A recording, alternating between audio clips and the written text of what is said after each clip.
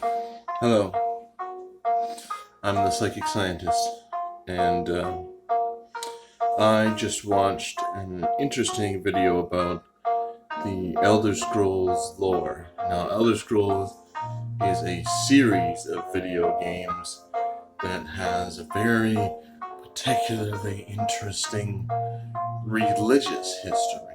Now, it's a very long series, so they've had a lot of time to build up all the books and concepts about religion in the game. So very interesting, this particular video talking about something called the Godhead in the game.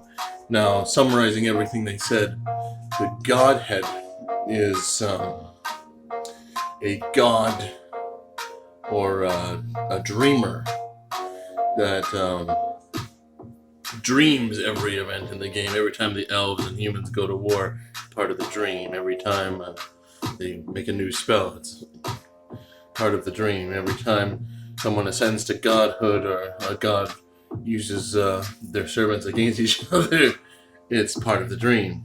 And interesting how they would relate something such as a video game, which is set in a fantasy setting, to be a dream. Well, it's just a fantasy, still a fantasy. But what was much more interesting is the parallels that this concept had to a religion in the real world. Now, there's a religion, an Indian religion that goes back before Hinduism, called Brahmanism. Now, there's a quick little reference history here. Kind of went Brahmanism, then Hinduism, then Buddhism. Buddhism came from and is derived from Hinduism, even though it opposes it. And Hinduism came from and is derived from Brahmanism. In a way. Let's not split hairs. So, Brahmanism is a religion that says that there is a God who lives outside our universe, who is dreaming us all into existence. That all this, everything you see, me and you and the green grass and the blue sky and the little bugs and snails and the chicken you eat and the leaves that grow and the water that flows round and around the planet and every other planet and the darkness of space and the light of the stars, that all of that is a dream or dream-like experience that this god Brahman is going through. So Brahman, in that sense, is everything. At least everything we know. There may be something outside Brahman. In fact, I've heard that in reference to this religion, Brahmanism, that it's said that there may be many, maybe billions of gods during billions of universes. In fact, it's even said that it's possible that man is not the dream of God, but God is the dream of man. Just saying. But if this is all a dream, or if we're all a dream of one thing, one being specifically, well, many preach that means that we have no individuality, that we're all one being, just dreaming. So if I eat a piece of bread, why does one Brahmin eat the other Brahmin, right? Why do I get to eat the bread instead of the bread eating me?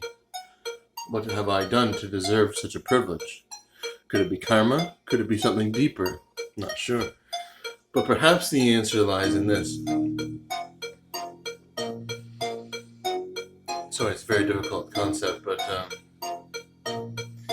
if we are all the same being, just divided into its separate categories, then what part of Brahman do I represent? Do you represent? Which one of us is the mind?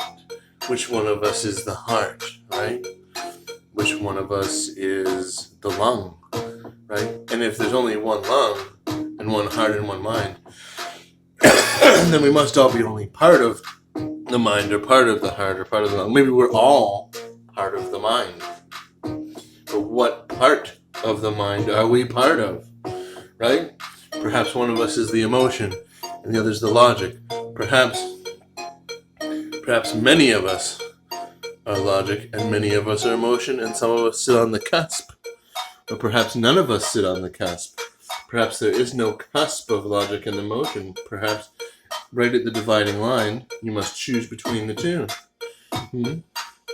And if that's so, is one race or one species more logical than another one more creative? Right? Is a human more logical than a snail? Is a whale more emotional than a platypus? Brings up a lot of questions. I just thought they didn't address the issue of this in this video game video. They only mentioned the idea of this game god being the Godhead, but they did not explore what that means for the characters in the game, like I'm exploring what Brahmin dreaming us means for you and me.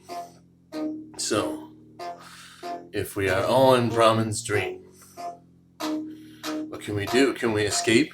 The video of the video game talked about chim and zero sum. Zero sum mean when you wake up and realize you're part of the dream, so you disappear, you no longer exist. Or the opposite idea of kim being when you realize you're part of the dream and start dreaming yourself and make your own world. Or I guess that was another step. There was a third step between. The kim was a step in between that. That was the amaranth step, they called it.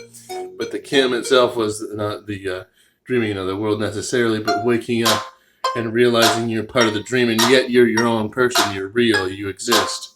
So, and then some people went on to the amaranth stage to dream their own dream. But that's not necessarily what has to happen. So, I guess what I want to talk about is, in a world where we're all part of somebody's dream, can we be individuals? Is that something we can do? Can we be our own person? I think so. I don't have a lot of time on my tablet to record video right now, so I'm going to leave it off on that topic for now. Can we be individuals when we're part of a greater whole? And how do we do that? Self-expression. I'm me, you're you, and we're each a dream, and we're each our own person, even though we're all part of the same dream. I managed to be me so far. Maybe I just need to manifest myself into the truest iteration of my aspect of the dream. You know? I'll become the ultimate Nafitu, the ultimate psychic scientist, the ultimate Satoyaki. I've got so many names already, I just need to focus them into one. Satoyaki, the Scarlet Saint, the Scarlet Script. The Wizard, the Psychic Scientist, the Sacred Sorcerer. What if everything that I am became one perfect whole, one perfect, complete element? Yes, that's the answer. I've got to become like an element, but not an element of this reality alone. A singular element unto itself. That's what it is. The element of me, and whatever element will manifest my will in the greatest form. I don't need to become a whole universe. That's too much work. I'll just become the element of myself.